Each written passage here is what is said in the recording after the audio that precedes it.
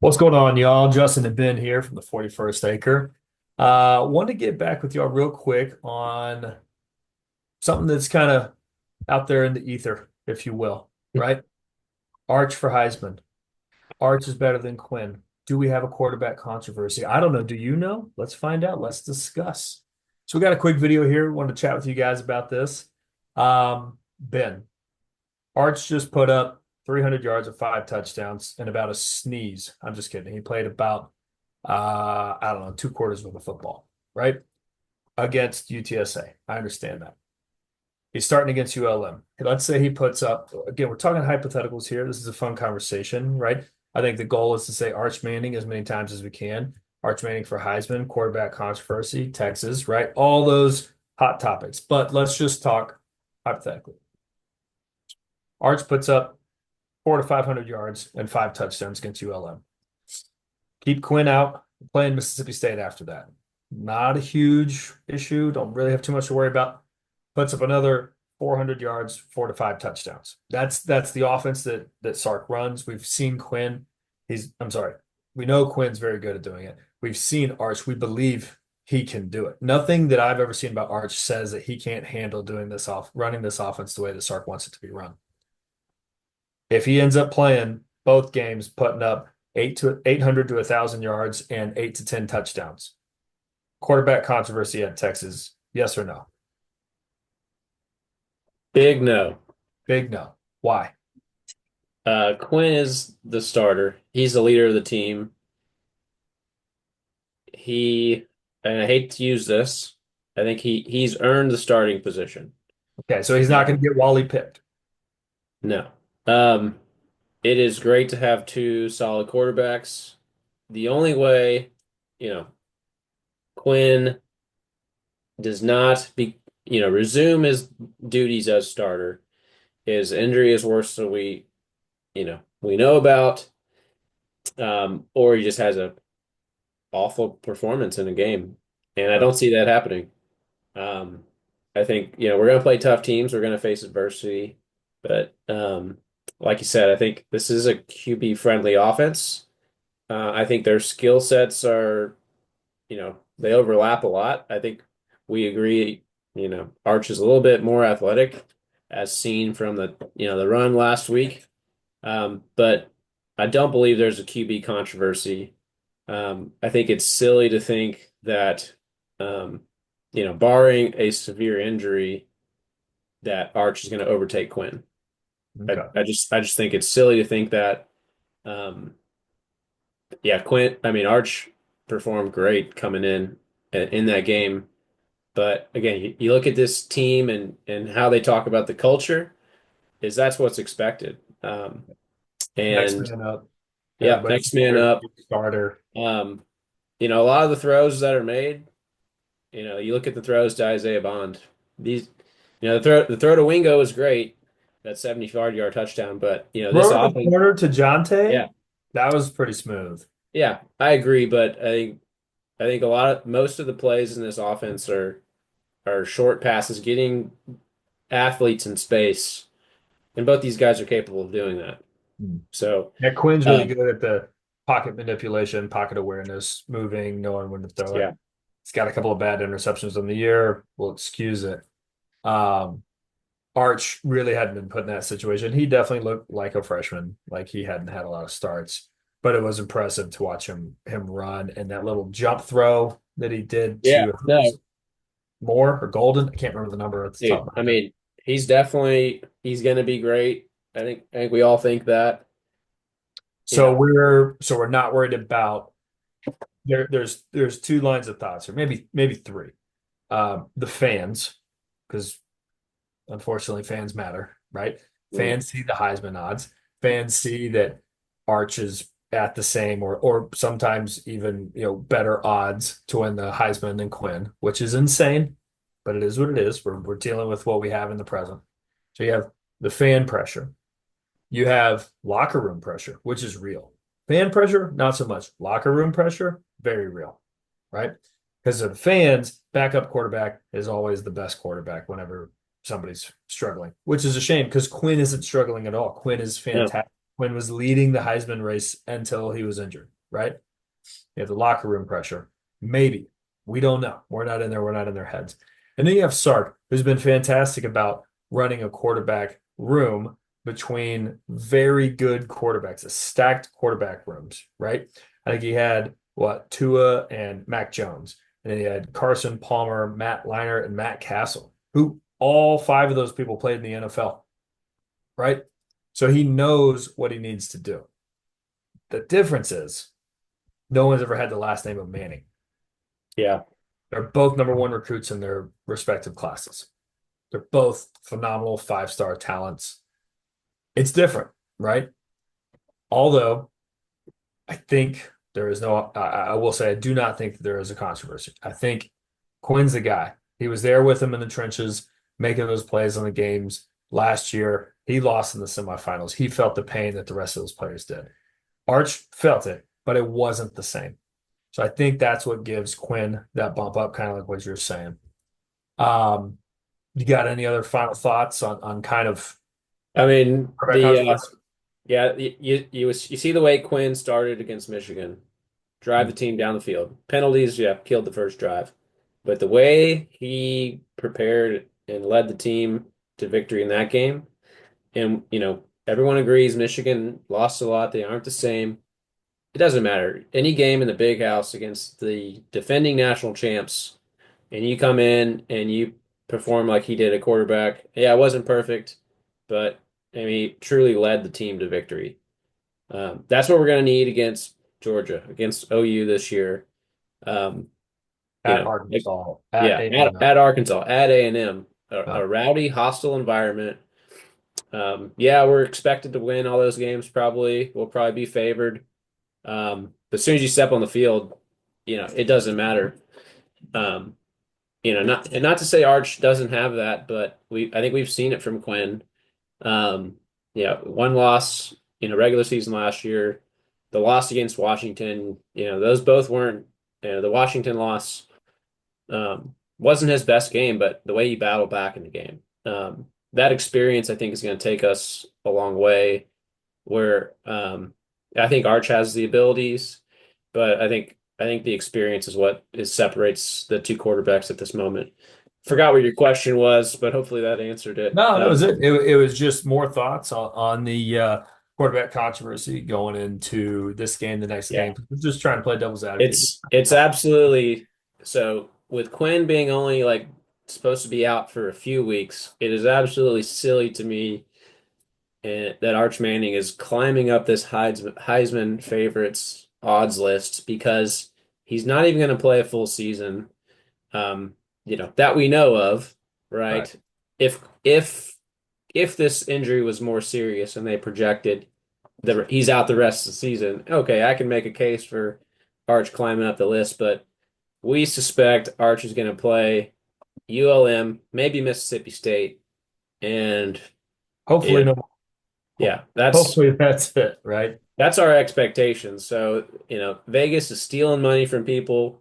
Yes. Don't, I Lot mean, of dumb voters buy, out there. It buy the doesn't hype matter. next year. If you can place a bet on Arch next year, I'd make that bet today, but I Yeah. would not bet on Arch for Heisman this year. And speaking of which, quick talk about Heisman odds. Quinn was leading as of last week. Obviously, the injury happens. You Yeah. got Cam Ward at plus 450, Jalen Milroe at plus 600, Jackson Dart plus 600. Then you start getting into Dylan Gabriel, Nico Iamaleava, Carson Beck, Miller Moss. Not so sure about him. Quinn pops up. Obviously, Arch is right there with him. I've even seen Arch above Quinn in some situations, which is crazy to me. Well, Uh, yeah, I saw one. What the Fox Sports website has them both at at plus plus two. 2,000. Yeah, Yeah, that's crazy. insane. Yeah. Um, And I think that just goes to show that Vegas knows yeah, that you Texas know, is stupid. I would rather bet Brady Cook for Missouri. They've got a cupcake schedule. Yep. If he puts up some numbers and they go undefeated to Yeah. the SEC championship game, that alone gets you a lot of attention from the Heisman voters. Yeah. Yeah, I tell you what, if I had $100, all right, let's call it $200 that I'm throwing money around, I'd put I put $50 on Cam Ward. I think he has a very easy schedule, and the way that he plays can lead to like Heisman great Yeah. circumstances plays. Like he's just playing the ACC. He's got one ranked team on the rest of the schedule. He's already doing fantastic. I think he's obviously leading. I think he's got to be the leader of the horse or the lead horse in the race. I'd put $50 on Ashton Jeanty because he is awesome. I Yeah. realize he's in a group of five, but he's played well against Power Five, Power Four conferences as well. Give him a chance. Put $50 on him, You right? know, a year like this where we don't really expect a ton of teams to go through the gauntlet of their schedules undefeated. Hmm. You look at Georgia's schedule, they didn't play too well against Kentucky. A lot of people are thinking they're going to lose one or two games now, which, may not happen because they still have unbelievable Still talent. good. Yeah. Um, but I think I see a scenario where, you know, there's really not maybe Miami is the only undefeated team, and and that adds a lot of points, I think, to this voting system for Cam Ward if he leads the team in a Power Five conference to an undefeated regular season. I forget when the voting actually takes place. Usually, it's after conference championship week, like Yeah. technically. So, which anyway, going back to 2005, I wish it was after the Rose Bowl. You're right. But um, but with the SEC schedules, Texas playing Georgia, Oklahoma at Arkansas at A&M. You got Georgia playing Alabama, Tennessee, Ole Miss. Alabama's schedule. You know, hey, The other, if Ashton for Boise State, Jeanty, I mean, if he puts up some numbers, yep. don't rule out the non-Power Five Heisman Trophy winner. Yep. And I I don't want it to be a quarterback award. I, Yeah. I Yeah. I'd Very like good. to see running back win it. When's the last running back won the Heisman? Derrick Henry, Okay. I think so. That's why that's like one of the rarest things right now is like a Heisman backfield. The Ravens have it right now. They have Lamar and Derrick Henry back there. Yeah, The other didn't one think that about that. mhm. The other one that would be interesting about seeing to go undefeated would be Ohio State. Ohio State's defense is so good. Their offense has more than enough talent. All they Yeah. got to do, now I'm not saying the Big Ten's not hard. They got to beat a cupcake of honestly um, Michigan and Oregon. I think that's their two hardest teams. I don't think they play Penn State this year. I can see them going undefeated. Will Howard be the guy that gets put up for Heisman for them? Maybe. I could potentially see Jeremiah Smith, the receiver, as a freshman, which would be absolutely insane. But he's potentially talked about as the best receiver, period, ever. Like, don't take Marvin Harrison Jr. out, take Neighbors out from last year, all those guys. Roman Dooms, Dude. he's legit. He's a dude. So I'd take $50, Cam Ward, $50. Um, who did I say? I say uh Jaxson Dart. I think that's it. Oh no, Ashton Jeanty. I'm sorry. I'd take $50 on Travis Hunter, two-way player. He's gonna get some mad respect being under Dion. And then my super dark horse is Garrett Nussmeier. He's one of the best passers of the ball. They can hardly run the ball. He is about to start lighting up some offenses, or excuse me, lighting up some defenses. Um, that dude is one of the best throwers of the ball in the league right now. So those are if I got 200 Yeah. bucks, I'm putting $50 a piece on it. Those are my guys. I mean, yeah, I think if it was the best player, I think Travis Hunter wins it I today. think Travis Hunter I wins it. mean, Yeah. the guy, two-way player, Yeah. unbelievable hands, Yeah. route running. Playing 100 and something snaps a game. Yeah. Crazy. Un Unbelievable. But yeah, plays for Colorado. They're going to win 7, 8 games. Ooh, five. Yeah, 5 games. Yeah, max 7. I'm being generous. Oh, you're so nice. Um, Got to check their schedule again, but yeah, yeah, it's interesting. these Heisman odds. Yeah, Cam Ward, I think rightly is at the top right now. Yeah, Um, yeah, Jackson Dart, I think has a real chance. that's true. Ole Miss might finally break through this year, That's true.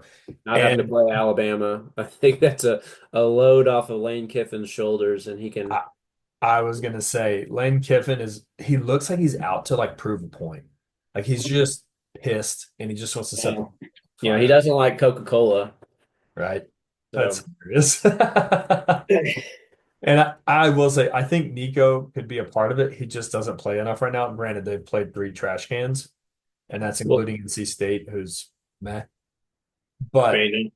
if Nico played more and padded his stats the way that offense can do, because that offense is explosive. I think the SEC defenses and schedule are going to wear on him and it'll bring Nico back down. But Nico is by far one of the best quarterback prospects that college has right now. So I don't think he'll win it. I think he's a little too young and inexperienced. Yeah. That offense is a little gimmicky.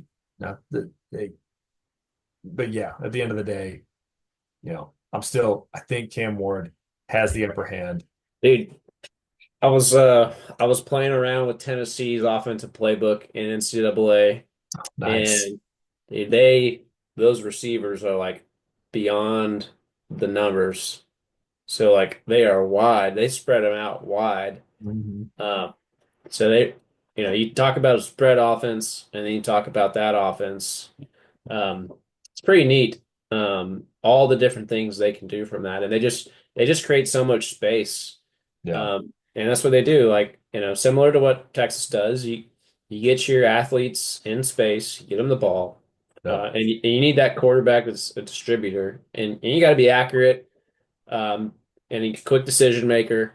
But you pretty much you look at the defense, where are the numbers, um, you got the RPO always going, and and so once the quarterback figures that out, which I think says a lot of what the Texas quarterbacks do is with that RPO game. We've seen it. It's worked really well. They've made good decisions. What happens when you play the tougher teams that are bigger, stronger, faster with coaches that know how to disguise coverages. Yep. Things are going to be a lot tougher. But that happens when you get into the middle of the SEC schedule, seeing all these different things. And anyway, it's going to be fun It seeing is. how all this plays And out. we're what, almost a quarter of the way, not quite a quarter of the way through the college football season, which is crazy how fast it's gone.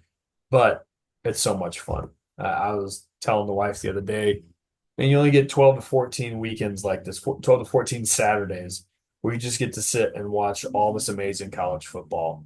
And while, yes, I could be at a friend's wedding or at some kid's first birthday party that they're not going to remember. I can also just sit here and watch YouTube TV, give me the quad box, and I'm having a great day. I'm Hey, having a great time. let's get a little Pat McAfee clap to the quad box for YouTube TV this year. Quad box YouTube TV. Shout Phenomenal job. Because you can now edit the games you want, and it's not out. just predetermined. Yep. So great job. Yep. No. You listen to us We'll tell you complain. what you need to do. All right. Yeah, yeah. Well, no, that's that I'm glad we got to hop on and talk about that because these are gonna be fun races. We're gonna stamp this. Fast forward, probably talk about this. Maybe a couple other big time awards kind of halfway through the season, probably right before the OU game when Texas has a bye. Because man, going back and watching these players and just watching the odds change, but also watching how those players their numbers and the way that they develop throughout the year is so cool. And it's just a big reason of why we love watching college football. So appreciate the time and the knowledge, my friend. Likewise. Yes, sir. Be man. All righty.